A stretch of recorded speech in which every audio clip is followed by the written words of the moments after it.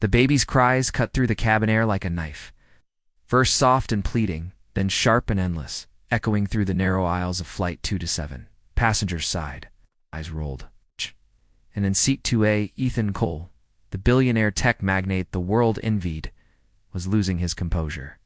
His son, barely 8 months old, refused to be comforted. Milk, pacifier, lullabies, nothing worked.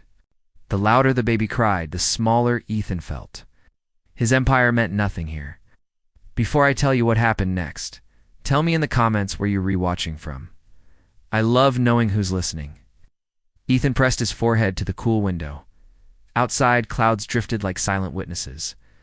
Inside, judgment simmered. A woman muttered, "People like him think money solves everything." A man across the aisle covered his ears. Ethan wanted to apologize to everyone, but exhaustion made his voice cracked before he could speak. Then through the tension came a soft voice from the back. "Would you like me to try?" Heads turned. Standing in the aisle was an elderly black woman. Her hair was silver, tied neatly beneath a faded blue scarf. Her clothes were simple, her hands worn with age and labor, but her eyes, they carried warmth, a kind of knowing. Ethan hesitated. Could he really hand his child to a stranger? Yet something in her voice, steady, maternal, gentle, disarmed him. And when his son's cries rose again, he gave a small nod. The woman stepped closer. "It's all right, baby," she whispered, as she took the child into her arms. The cabin fell silent. Even the engine seemed to hush. She began to hum a tune older than words, a lullaby that carried the soul of struggle and survival of ancestors who sang through storms so their children would one day see sunlight. Within seconds, the impossible happened. The baby stopped crying.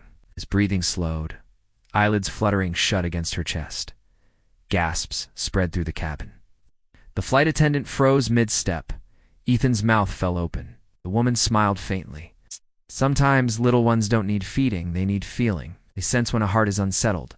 Her words struck deeper than she could know. Ethan's wife had passed just months before. He'd been running from grief ever since burying himself in meetings. Money, noise. Maybe the baby wasn't crying for hunger. Maybe he was crying for the mother who wasn't there. And for the father who didn't know how to hold the silence. As the flight continued, Ethan found himself watching the woman, her gentle rhythm, her stillness. When she finally handed the sleeping baby back, her eyes glistened. "You hold him close now, son. Let him know he's safe." He wanted to thank her, to ask how she knew. But before he could speak, she quietly returned to her seat, blending back into the crowd as if nothing had happened. When the plane landed, Ethan searched for her, but she was gone. No one seemed to notice her leave.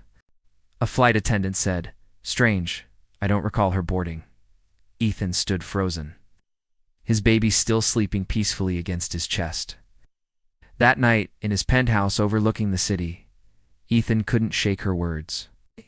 They need feeling. He walked to the crib, stroked his son's tiny hand and whispered, "I'm here. I won't run anymore."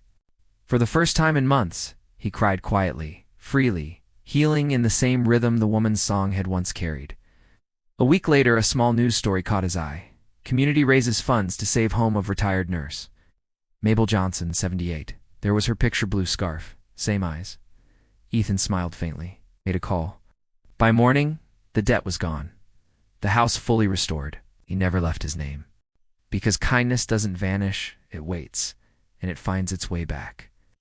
And high above the clouds where tears once met song, the memory of that hum still lingers, reminding us that love, when shared, turns even strangers into angels.